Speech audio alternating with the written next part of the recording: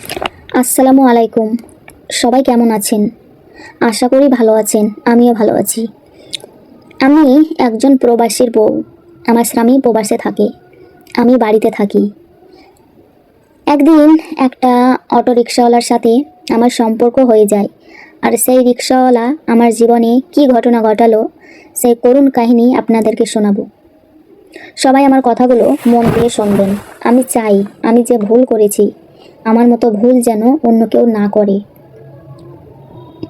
আমি প্রতি মাসের বাজার একসাথেই করে নিই। প্রতিদিনের বাজার প্রতিদিন করি না। একদিন একটা গাড়ি নিয়ে যাই, আমি অটোরিকশা করে যাই আর অটোরিকশা ভরে আমি বাজার নিয়ে আসি। তো বাজার করতে গিয়েছিলাম, তরকারি মাছ টাছ অনেক কিছু কিনেছি। একটা চালের বস্তা বাকি ছিল, সেটাও আমি কিনে নিয়েছি। গাড়িতে উঠালাম, পরে দরজার সামনে এসে গাড়ি থামিয়ে দিল। বলল, ম্যাডাম হয়েছে, আপনার বাজারগুলো নেওয়ার ব্যবস্থা করেন। তখন আমি বললাম, ভাই আমার বাড়িতে তো কোনো পুরুষ মানুষ নেই, আমি একাই থাকি, এখন আমি বাজারগুলো নিতে পারবো। দোতলা আমার বেডরুম আছে, আমার রুমটা দোতলা পড়েছে। আপনি একটু কষ্ট করে যদি দোতলায় উঠিয়ে দিতেন, দরকার পড়লে আপনাকে আমি 50 টাকা বাড়িয়ে দেব, কিন্তু এই চালের বস্তাটা রুমের মধ্যে দিয়ে আসতে হবে। আর আপনার রিক্সা কোনো সমস্যা হবে না। আমাদের বাড়ির গেটে যে দারোয়ান আছে তাকে আমি বলবো রিক্সা দেখে রাখতে। তো এই কথা যখন আমি যখন বলেছি, সে তো রাজি হলো। সে রাজি হয়েছে। এখন চালের বস্তা তোলার জন্য লুঙ্গিটা একটু ভাঁজ করে বেঁধে নিল। বেঁধে নেওয়ার পরে চালের বস্তাটাকে সামনের দুই মাথায় ধরলো। আরেক সাইড দিয়ে আমি ধরতে লাগলাম যেন বস্তাটা তার মাথায় উঠিয়ে দিই। কিন্তু ভুলবশত ওই রিক্সাওয়ালা চালের বস্তার দুটো মাথার সঙ্গে একটা হাত আর একটা মুঠ, তার একটা লুঙ্গির কোনা সহ আর চালের বস্তার মুখ সহ মুঠ করে ধরে ফেলেছে। এখন যখন মাথায় উঠানোর জন্য ধরেছে উস্কিয়ে, তখন চালের বস্তার সাথে সাথে ওর লুঙ্গিটাও উঠে গেছে। আর আমি তো ওই রিক্সাওয়ালার ওই জিনিসটা তো দেখে ফেললাম। এখন তো ওটা দেখার পরে আমি অবাক হয়ে গেলাম যে তারা সারাদিন রিক্সা চালায়, ডাল ভাত খেয়ে না খেয়ে কোনো রকম জীবন চালাচ্ছে। তার ওই জিনিসটা তো প্রায় 1 হাতের মতন লম্বা হবে। আমার কাছে তো মনে হলো পুরো 12 ইঞ্চি। তার ওই রকম অবস্থা দেখে আমার কাছে একটু ভালো লাগলো, মনের মধ্যে একটু প্রেম প্রেম ভাব আসলো। আমার স্বামী তো দূরে থাকে, তাকে ছেড়ে থাকতে আমার অনেক কষ্ট হয়। তারপরে আবার কি মনে করতে চাই না ওই সমস্ত কথা। কিন্তু রিক্সাওয়ালারটা দেখে আমি ঠিক থাকতে পারছি না। রাতের বেলা যখন চোখটা বুজে ঘুমাই, তখন রিক্সাওয়ালার ওই জিনিসটা বারবার আমার চোখে ভাসে। তারপর চিন্তা করলাম, যেন রিক্সাওয়ালার সাথে যদি দেখা হতো, আমি আমার দুর্বলতার কথা তাকে জানাতাম, মনের কথাটা জানাতাম। তো এইভাবে প্রায় মাঝে মধ্যে প্রায় মাসখানিক কেটে গেল। 1 মাস পর যখন বাজার আবার করতে হবে, তখন আমি যখন বাজার আসলাম, হুট করে দেখি সেই অটো রিক্সাওয়ালা। তাকে দেখে তো আমি পুরো খুশি হয়ে গেলাম যে না, আজকে আর বাজার করব না। আজকে আমি ওই অটো রিক্সাওয়ালার কাছে আমার মনের কথাটা বলবো। আর তার আগে তার অটো রিক্সায় করে ঘুরে ঘুরে চলতে হবে। পরে আমি তাকে ডাক দিলাম। ও বলল, ম্যাডাম কেমন আছেন? ভালো আছি। ম্যাডাম বাজার করেছেন, নিয়ে আসেন, আমি দিয়ে আসি।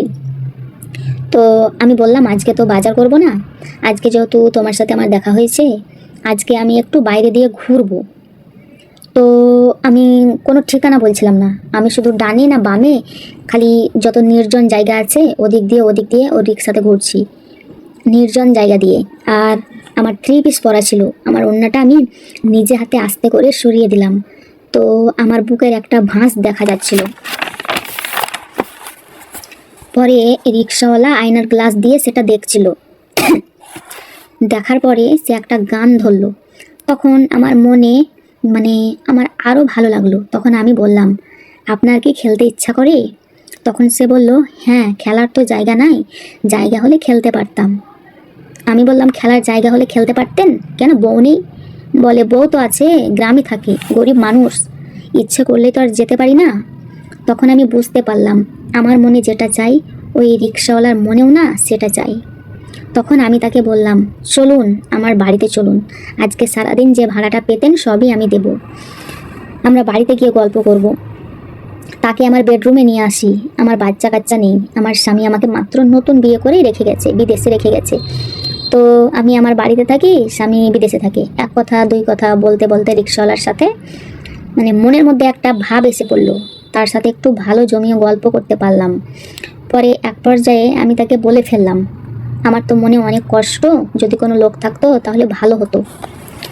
রিক্সাওয়ালা বলল যে আপনার মনে যে কষ্ট, আমারও মনেও একই কষ্ট। এখন আমি কি করব বলেন? আমার তো করতে মন চাই, কোনো সাহস পাচ্ছি না।